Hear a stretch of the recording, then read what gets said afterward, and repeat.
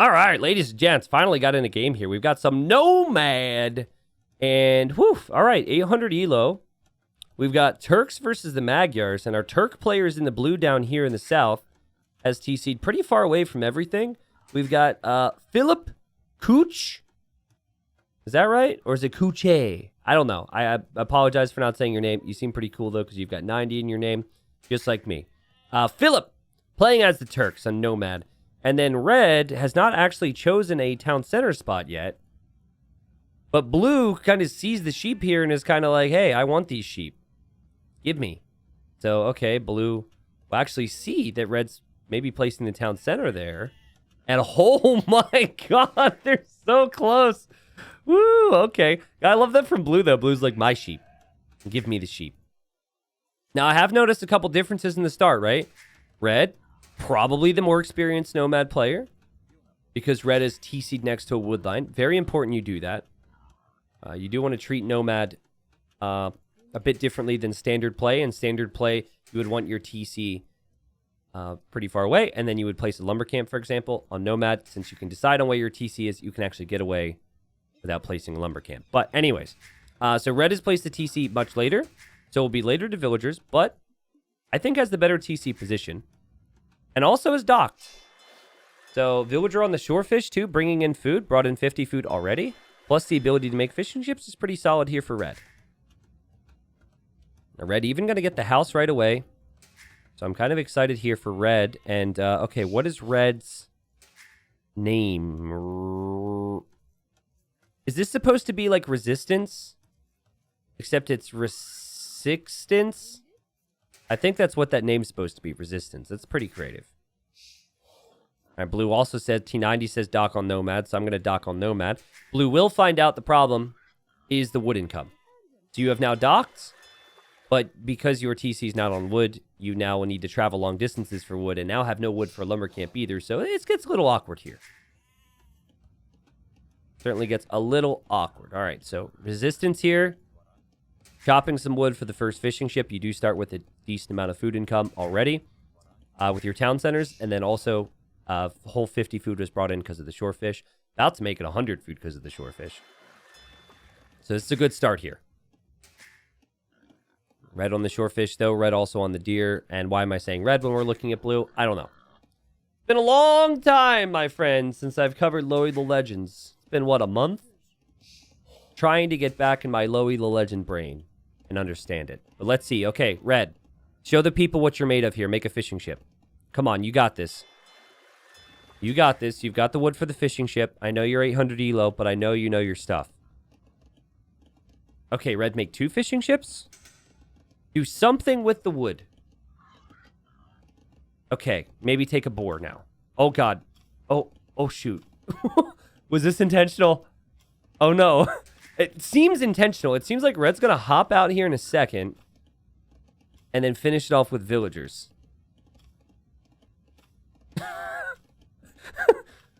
No!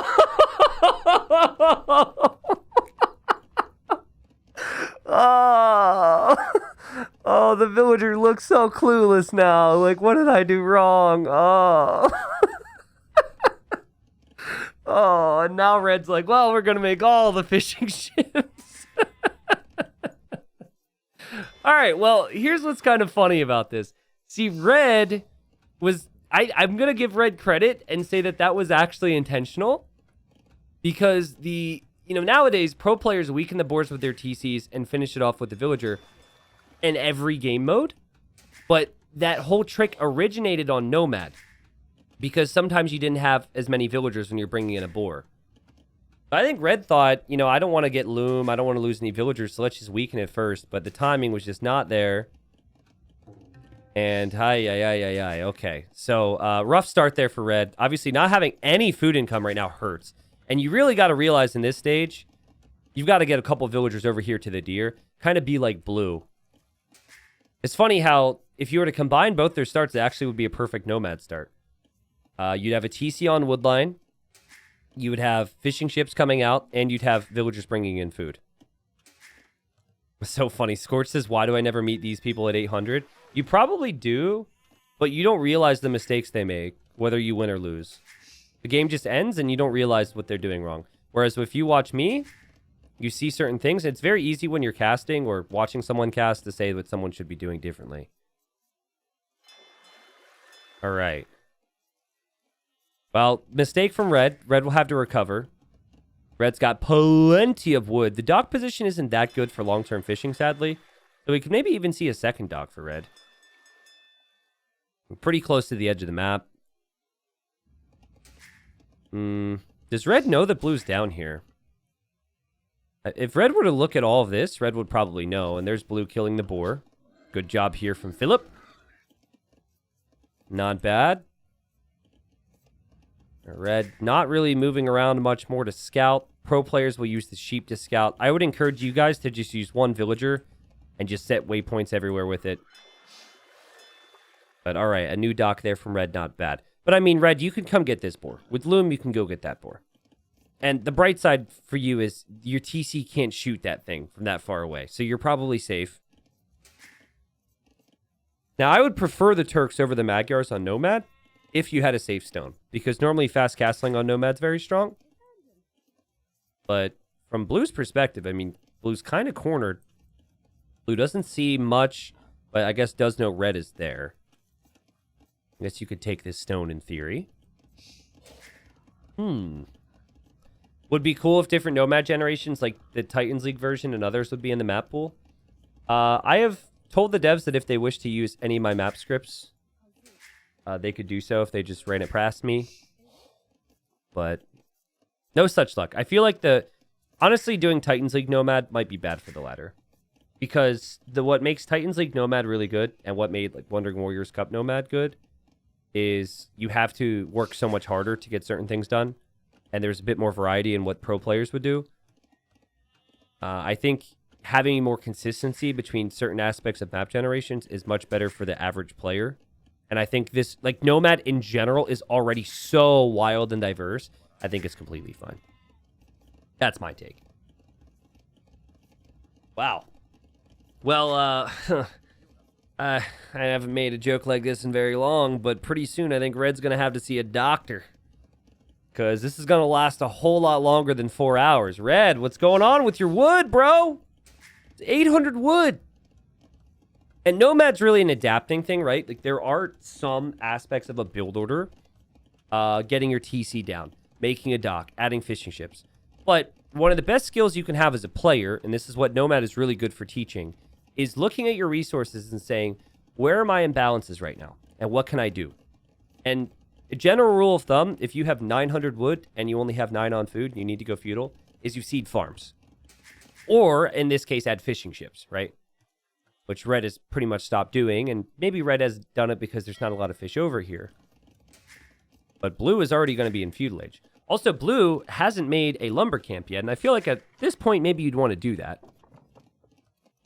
But Blue seems relatively content being in this tiny little corner on the map.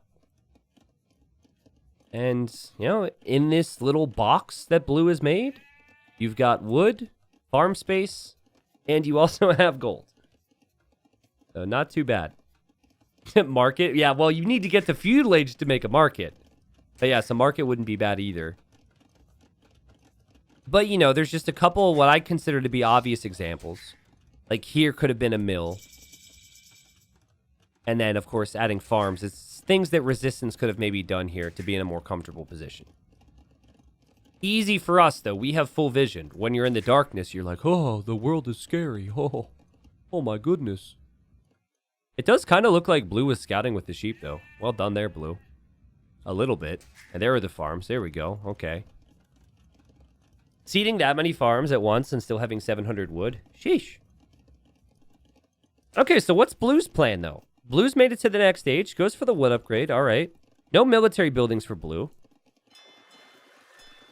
Seems like Blue just wants to wall. Okay, Blue's going to drop a market there. We'll find some berries. That's pretty nice.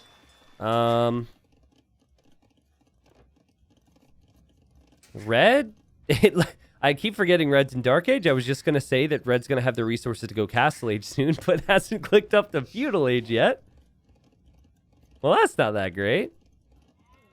Good evening, our base. And I think resistance is now waiting for the food. And bam! And bam! Okay, one more attempt. I'm going to back away from the mic. Bam! Nope. Okay, didn't work. That was a bit loud. I was 3 feet away from the mic, though. I rolled back, so hopefully it didn't hurt your ears. Where are you going, bro? You got to click up. Come on. I actually think he forgets he's in Dark Age. I think he's waiting for the resources to go up to Castle Age. Oh. Hey, there we go. Okay, all right. I believed.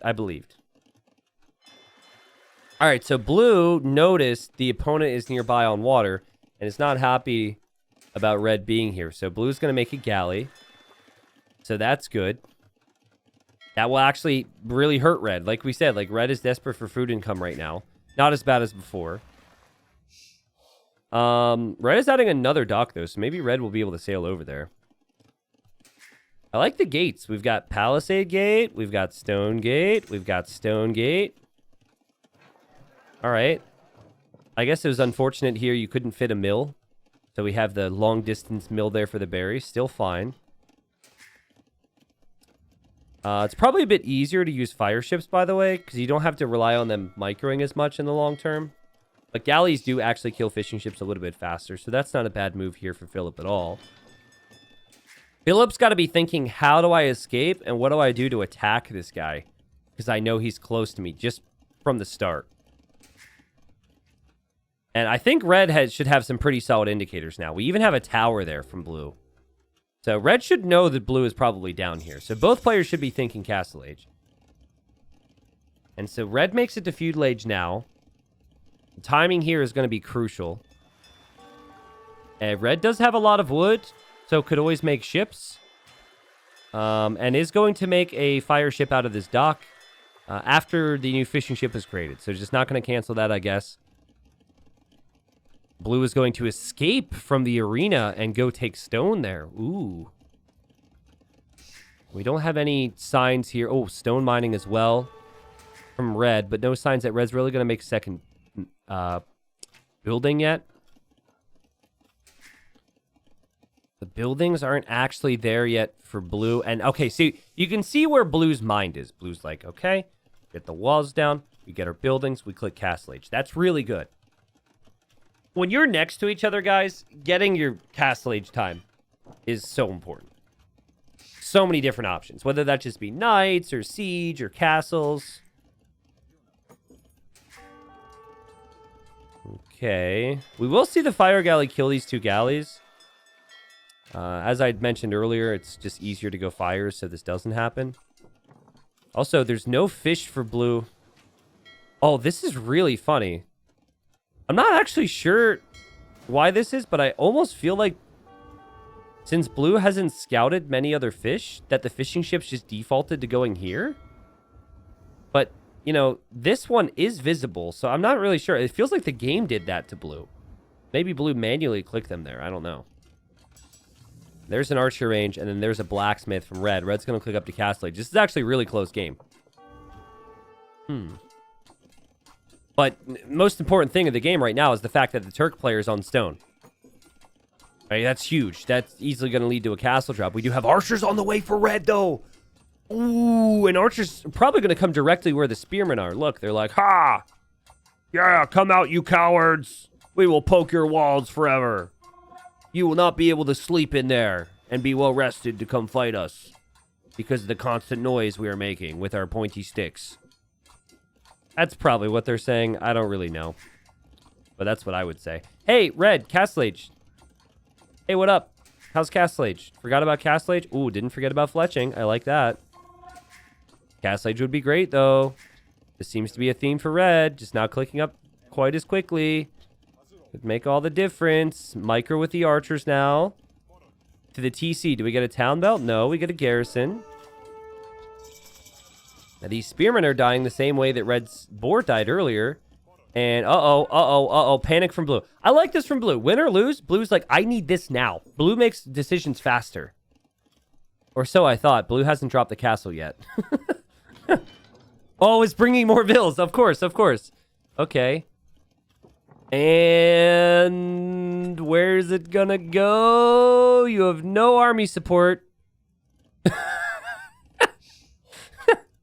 Just take your time, guys. Hey, there we go. Right next to him. Yeah, this should end the game, right? Because that castle goes up. And even if you lose 10 vills to whatever red does here, red's going to lose the same amount of villagers to the castle. Always worth it to YOLO castle next to someone's base here on Nomad. And, you know, to red's credit, red's now dropping a tower, bring the archers, all things that you want to do when you see it. But blue just got the timings right. Blue's going to drop this castle like it's hot. And bam. And then you garrison too. You don't even lose a single villager. Perfect. Resistance might actually tap out here. And some frustrating things for red, right? Like things that are solvable. I think strategically, red is a pretty good game. But if blue continues to make, or starts to make Janissaries out of this castle, it's going to be even worse. But let's see. Okay, so castle drop's gone up. Blue's dropping a second town center here. Blue's like, I like my corner. It's very safe. The outside is scary. Okay. I think red is going to drop a castle right behind the TC here. Made it to Castle Age. Oh, God. Okay. All right. If I hear gunshots, though, I would definitely build this with more villagers. All right, there we go. Not bad. Blue will see this. And Janissaries is a really good unit. Red's going to drop another town center. And from red's perspective, red has more map control, right? So red can maybe hold on here. Janissaries attacking another villager. Eco KD is 12 to 2. Castle's still only at 70%. Red, send more vills. Okay, micro. Blue had clicked that one. Look at red. Red's like, come here. Come here. Bring your army here. And now blue realizes, and blue's like, oh, crap. I've gone too far. And the villager's like, yeah, you did, you idiot. Ah, how dare you attack my people. We have fooled you. Let's go. That was sick. That was good micro from red. I didn't expect it from you, red. Well, I am officially on team red right now because blue is stuck here. I mean, blue's got a nice little push. Like, blue is one of the best units to push with in Castle Age after a castle drop, but I'm thinking maybe there's a chance. I love how blue has been consistent with production, though. Producing villagers and then producing army more consistently. That's the name of the game. Still feels like red doesn't really know what to do. And I guess, like, what I'd suggest here is you want to go crossbowman with upgrades or elite skirm with upgrades. The eco is a bit of a problem for red. That said, red's got a lot of vills in queue. So red's stressed out right now, and so red's not really spending the resources. So red's just going to go with just feudal age archers, which could work depending on how the fight goes, especially if blue's going to go underneath the castle. Oh, we've got 8 range versus 5 range, and we've got 5 attack per hit versus 17 attack per hit. So the Janissary should be stronger. Does red have a market? No. No, red just in love with lots and lots of wood. What's the best follow-up to Turk castle drop, guys? You drop the castle, you're making Janissaries. What's the best follow-up? I'm going to surprise you. You guys, I know exactly what people are thinking. No, it's not militia, okay? It's not that. I'll eliminate that. It's not following up with militia. It's also not forward farming, but red is distracted. Red is nervous, and this has been a rough game for red, sadly, and the game's over. Siege. Siege is great. Monks can be great too. But I was actually going to say is another castle. That's why I didn't think you guys would expect it, because you're thinking units. Best thing you can do, drop one castle, get a bunch of kills and a lot of map, and then you just drop another castle right next to your army, and you just continue that. But yeah, obviously combining it with Siege and combining it with Monks can be good too. I just kind of felt like that would have been the next approach here for blue. So, okay, the game didn't go on very long, which is kind of sad, but I think it's clear. If you're next to your opponent, you really need to value getting to the next stage faster. And also, shooting the boar with the TC was kind of sad. Not the closest game ever, but, things to learn from.